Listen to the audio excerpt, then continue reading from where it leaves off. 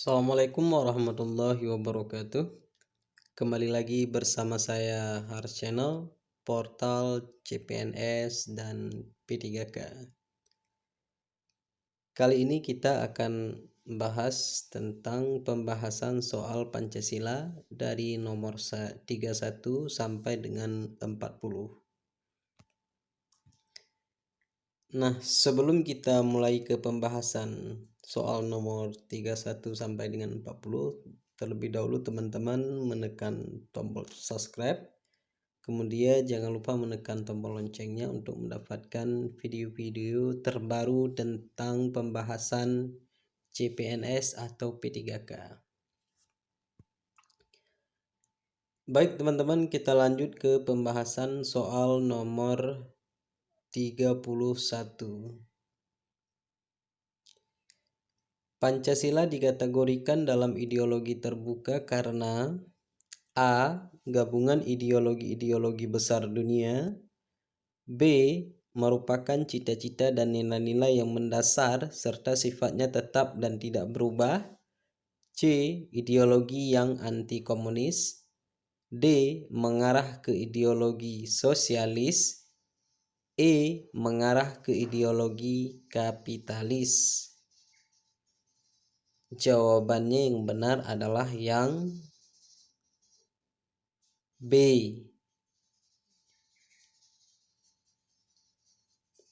Pancasila merupakan ideologi terbuka karena terdapat cita-cita dan nilai-nilai yang mendasar serta sifatnya tetap dan tidak berubah. Jadi di sini disebut sebagai ideologi terbuka, yaitu Pancasila bisa menyesuaikan diri menghadapi perkembangan zaman tanpa harus mengubah nilai fundamentalnya. Dengan kata lain, Pancasila bisa hidup di berbagai zaman dan mampu mengatur kondisi dinamika masyarakat yang sering mengalami perubahan. Akan tetapi, keterbukaan ideologi Pancasila bukan berarti mengubah nilai yang ada di dalamnya. Namun, hanya mengembangkan konsep penerapan dari nilai tersebut agar bisa memecahkan masalah yang berkembang dan terjadi di kehidupan masyarakat tersebut. Nah, tentu dalam hal ini Pancasila bisa menyesuaikan sesuai dengan perkembangan zaman dan bisa menerima seluruh perbedaan yang ada dalam negara Republik Indonesia. Maka di sini Pancasila dikategorikan sebagai ideologi terbuka.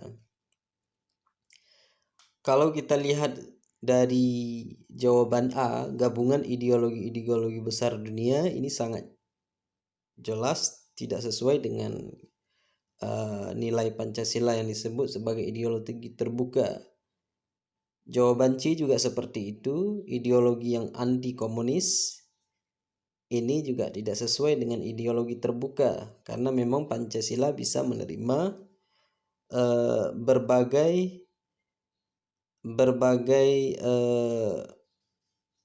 perbedaan, namun yang tidak sesuai dengan nilai-nilai Pancasila dari poin nomor 1 sampai dengan nomor 5, maka di situ dia tidak bisa diterima dengan nilai-nilai yang ada dalam Pancasila. Kemudian kalau kita lihat pada jawaban D, mengarah ke ideologi sosialis. Ini sangat bertentangan dengan nilai Pancasila. Mengarah ke ideologi kapitalis ini juga sangat-sangat bertentangan. Jadi yang benar di sini adalah jawaban B, merupakan cita-cita dan nilai-nilai yang mendasar serta sifatnya tetap dan tidak berubah.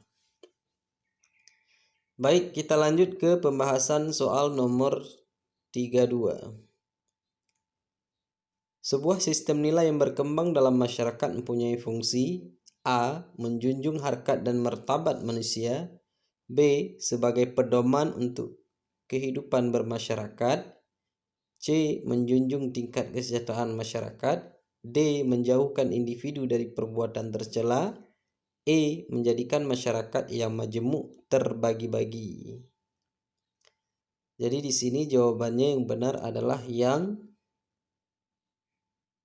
B. Sebagai pedoman untuk kehidupan bermasyarakat. Sistem nilai mempunyai fungsi sebagai pedoman untuk kehidupan bermasyarakat. Ini jawabannya sangat jelas. Bahwa memang sebuah sistem nilai yang berkembang dalam masyarakat mempunyai fungsi, yaitu sebagai pedoman untuk kehidupan bermasyarakat. Jadi dalam kehidupan bermasyarakat itu mempunyai nilai-nilai, baik nilai kesopanan, nilai kesopanan, sopan santun dan sebagainya, maka ini menjadi sebuah pedoman dalam kehidupan bermasyarakat. Jadi jawabannya di sini sangat jelas, yaitu yang B. Baik, kita lanjut ke pembahasan soal nomor 33.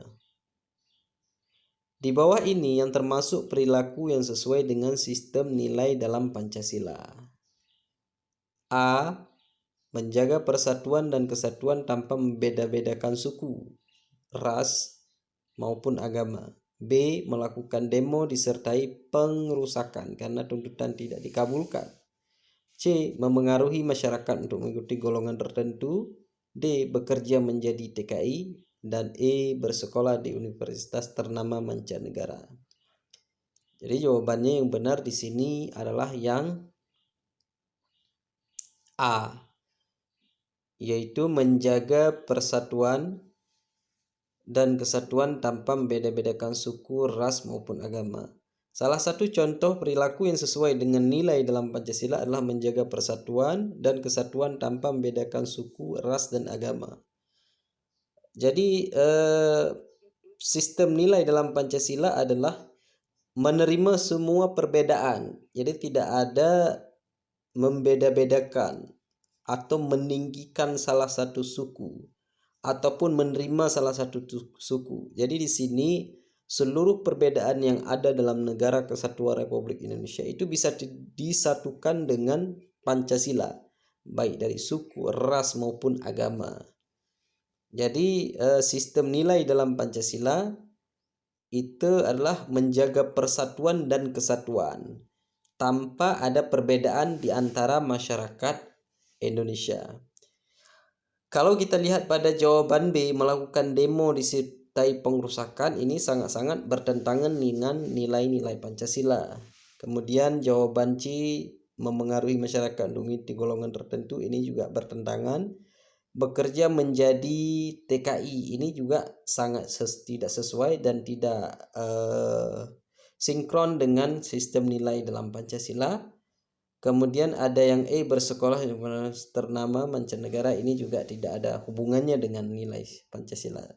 Jadi yang ada hubungannya adalah itu pada atau yang sesuai dengan sistem nilai Pancasila adalah pada jawaban A, yaitu menjaga persatuan dan kesatuan tanpa membeda-bedakan suku, ras maupun agama. Baik, kita lanjut ke pembahasan soal nomor 34.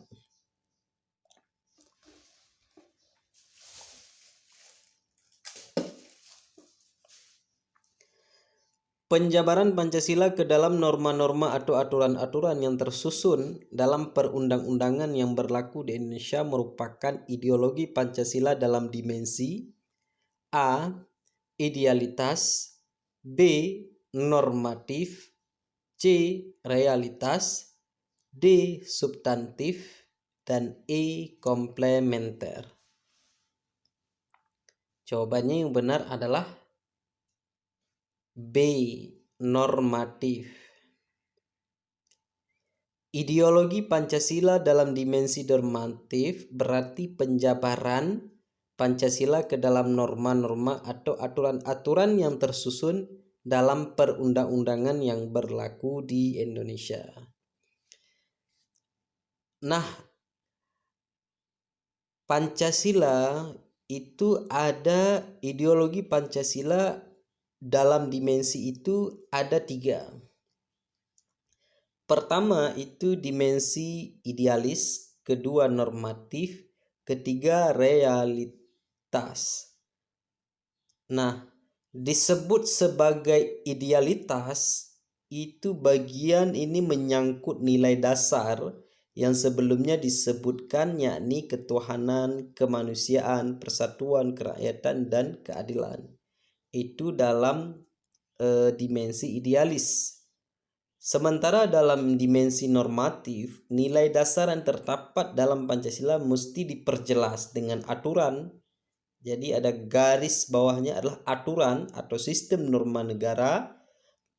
Jadi bagian ini merupakan Pancasila bisa mengatur sesuatu secara mendalam untuk pelaksanaannya melalui norma yang dibuat atau diubah. Jadi itu menyangkut dengan normatif, sebuah aturan-aturan yang tersusun dalam perundang-undangan yang berlaku di Indonesia. Kemudian yang ketiga adalah dimensi realitas. Nah, poin ini mencerminkan Pancasila bisa hidup dalam segala keadaan yang sedang terjadi di Indonesia. Berkat dimensi ini, realitas yang ada di Indonesia bisa diselesaikan dengan keterbukaan ideologi negara. Nah, ketiga dimensi ini, maka pada pertanyaan 3 nomor 4 ini adalah ditanya bahwa Pancasila, penjabaran Pancasila ke dalam norma atau aturan yang tersusun dalam perundang-undangan. Jadi perlu digarisbawahi di sini ada menyebutkan norma-norma atau aturan-aturan. Makanya sangat jelas di sini ketika disebut norma-norma atau aturan, kemudian tersusun dalam perundang-undangan, maka ini termasuk dalam dimensi normatif. Jadi jawabannya adalah yang B. Baik, kita lanjut ke pembahasan soal nomor 35. Dimensi realitas dalam ideologi Pancasila tercermin dalam A. Sistem perundang-undangan di Indonesia. B. Pancasila mengandung nilai-nilai yang dianggap baik dan benar oleh masyarakat. C. Pancasila sesuai dengan adat istiadat dan tradisi yang berlaku di Indonesia. D. Kebebasan pribadi sangat dihormati di Indonesia. E. Seluruh masyarakat Indonesia harus tunduk pada sistem perundang-undangan yang ada di Indonesia. Jadi jawabannya yang benar adalah yang C. Pancasila sesuai dengan adat istiadat dan tradisi yang berlaku di Indonesia. Dimensi realita dalam ideologi tercermin dalam Pancasila yang sesuai dengan adat istiadat dan tradisi yang berlaku di Indonesia. Kita telah menyebutkan tadi bahwa dimensi realitas itu adalah mencerminkan Pancasila bisa hidup dalam segala keadaan yang sedang terjadi di Indonesia. Berkat dimensi ini, realita yang ada di Indonesia bisa diselesaikan dengan keterbukaan ideologi negara. Maka di sini sangat berkaitan dengan jawaban C. Pancasila sesuai dengan adat istiadat. Jadi poin di sini adalah bisa diselesaikan dengan adat istiadat dan tradisi yang berlaku di Indonesia. Ini adalah menyangkut tentang realita atau dimensi realita dalam ideologi Pancasila. Maka jawaban di sini adalah pada poin jawaban C, yaitu Pancasila sesuai dengan adat istiadat dan tradisi yang berlaku di Indonesia. Baik, kita lanjut ke pembahasan soal nomor 36. Sebelum kita lanjut ke pembahasan soal nomor 36, terlebih dahulu teman-teman menekan tombol subscribe. Jangan lupa komen, kemudian share, dan jangan lupa menekan tombol loncengnya untuk mendapatkan video-video terbaru. Baik, kita lanjut ke pembahasan soal nomor 36. Pancasila sebagai ideologi terbuka harus bersifat A. Reformatif dan dinamis, B. Kaku dan egaliter, C. Statis dan egaliter, D. Terbatas dan memaksa, E. Otoriter dan tertutup. Jadi jawabannya yang benar di sini adalah A. Reformatif dan dinamis. Pancasila sebagai ideologi reformatif, dinamis, dan juga disebut terbuka, artinya ideologi Pancasila bersifat aktual, dinamis, antisipatif, dan elastis sehingga mampu menanggapi perubahan-perubahan sesuai dengan perkembangan zaman dan ilmu pengetahuan dan teknologi. Jadi di sini ideologi reformatif dan dinamis itu bisa menyesuaikan dengan perkembangan zaman yang ada, sehingga Pancasila itu bisa dipakai seiring berjalannya perkembangan zaman tanpa sedikit pun bertentangan. Maka di sini adalah jawabannya adalah yang A. Reformatif dan dinamis. Kalau B. Kaku, itu sangat-sangat tidak sesuai, karena memang nilai Pancasila itu dia terbuka, kemudian bisa menerima berbagai perbedaan yang ada. Egaliter, di sini juga disebut ada egaliter. Egaliter ini adalah yaitu seseorang yang memimpin dengan konsep sama. Sistem kepemimpinannya itu adalah dalam bentuk kesamaan. Dia tidak membeda-bedakan dari satu golongan dengan golongan yang lain. Sebenarnya pada egaliter ini ada hubungan kaitannya dengan nilai Pancasila, tapi sementara kaku itu juga tidak sesuai. Statis itu tidak kalau pada jawaban D ada statis dan egaliter, ini juga tidak sesuai karena statis itu tidak bisa mengikuti perkembangan zaman. Terbatas dan memaksa, pada jawaban D ini juga tidak sesuai dengan Pancasila. Kemudian otoriter dan tertutup, ini otoriter sistem kepemimpinannya yang memaksa atau tanpa ada pertimbangan dan musyawarah dan kebijakan-kebijakan yang lain. Kemudian juga tertutup sangat-sangat tidak sesuai dengan Pancasila sebagai ideologi terbuka. Jadi pada jawaban nomor 36 itu adalah yang A. Reformatif dan dinamis. Pancasila sebagai ideologi terbuka harus bersifat reformatif dan dinamis. Hal ini berarti Pancasila harus bisa mengikuti perkembangan zaman. Jadi jawabannya yang benar adalah yang A. Baik, kita lanjut ke pembahasan soal nomor 37.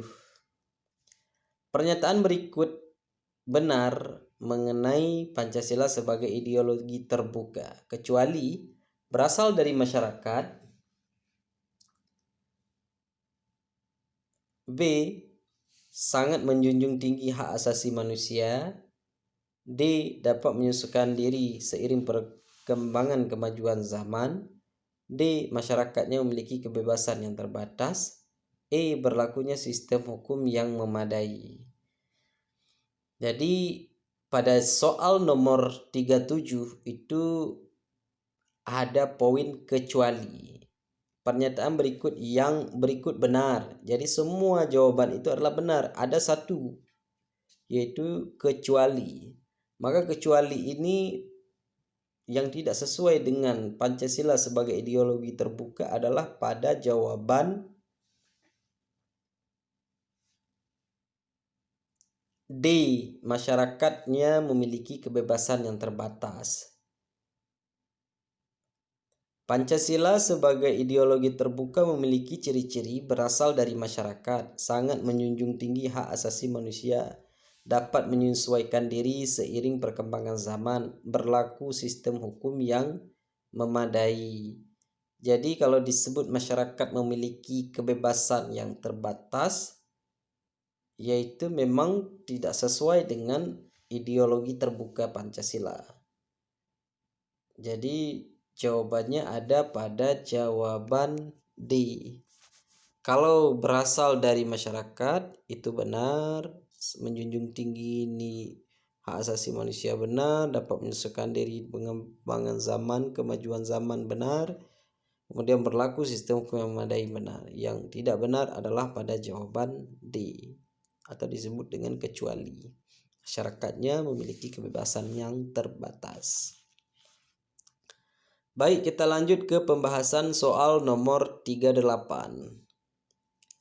Susunan sila dalam Pancasila bersifat organis. Hal ini berarti A. Sila selanjutnya merupakan penjelasan dari sila sebelumnya. B.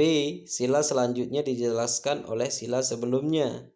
C. Setiap sila berdiri sendiri dan tak berkaitan antar sila. D. Sila selanjutnya merupakan penjelmaan dari sila sebelumnya. E. 5 sila dalam Pancasila membentuk satu kesatuan secara utuh. Jawabannya yang benar adalah yang E. 5 sila dalam Pancasila membentuk satu kesatuan secara utuh. Pancasila bersifat organis, yang berarti 5 sila dalam Pancasila membentuk satu kesatuan secara utuh. Nah, yang dimaksud dengan organis adalah menunjukkan sifat atau sikap mendasar, melayani, menguntungkan semuanya. Jika satu bagian tidak lagi melayani, ia merugikan semua juga diri sendiri. Jadi bersifat organis. Jadi dari setiap sila itu berkaitan, dari sila ke-1, ke-2, dan ke-3, ke-4, ke-5. Jadi jika sila itu tidak terimplementasi, maka yang lain juga berdampak dari sila-sila yang berikutnya. Jadi kelima sila tersebut saling berkaitan antar satu sama lain dan tidak bertentangan. Maka di sini disebut bersifat organis. Nah, jadi hal ini dari jawaban nomor 38 ini ada pada jawaban I. 5 sila dalam Pancasila membentuk satu kesatuan secara utuh.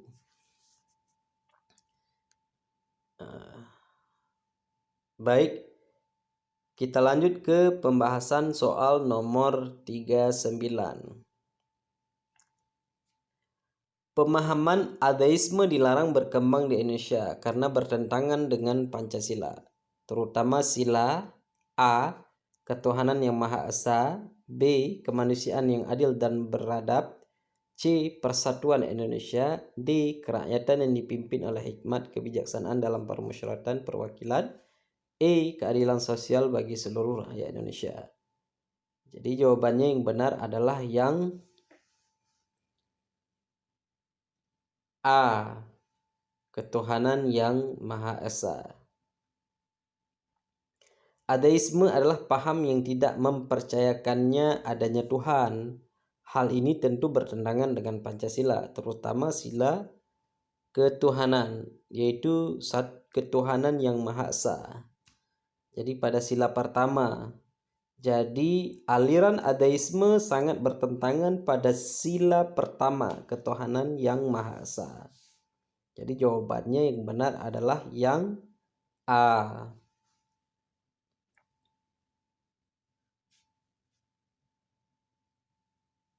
Baik, kita lanjut ke pembahasan soal nomor 40.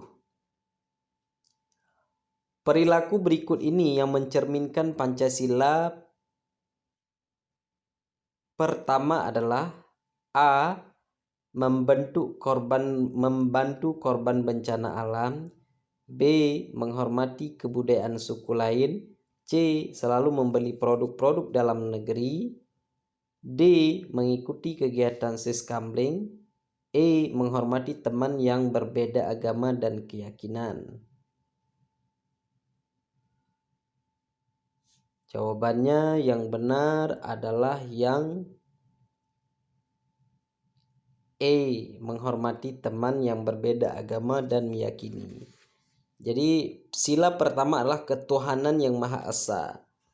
Jadi ketuhanan yang Maha Esa yang berhubungan dengan agama, menghormati teman, kemudian tidak mengganggu agama lain, kemudian juga menghormati agama lain dan sebagainya, itu ada pada sila pertama.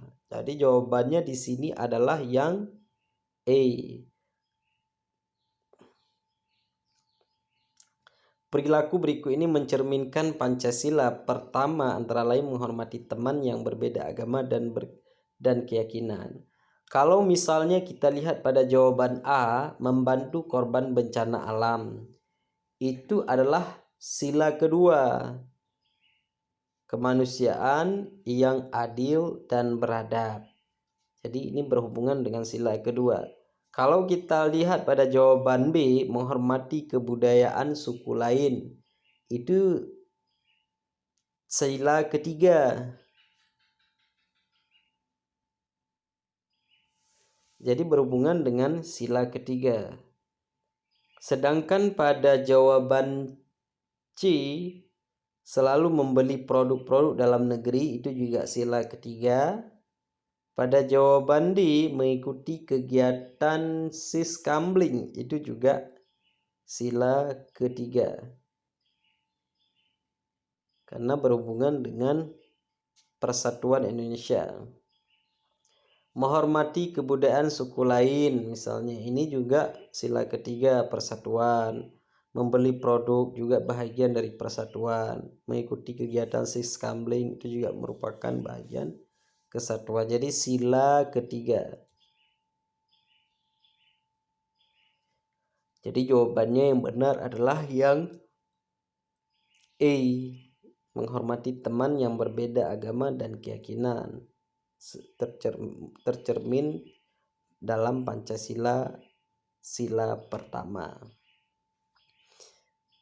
Baik, kita telah membahas pembahasan soal dari 31 sampai ke 40. Soal selanjutnya akan dilanjutkan pada video-video berikutnya. Cukup di sini pembahasan kali ini. Selanjutnya akan dijelaskan pada video berikutnya soal Pancasila dari nomor 41 sampai dengan 50. Terima kasih juga kepada teman-teman yang sudah menonton video ini. Mudah-mudahan ini juga bisa terbantu dalam menghadapi ujian SKD, CPNS, ASN, dan lulus di kemudian hari. Amin.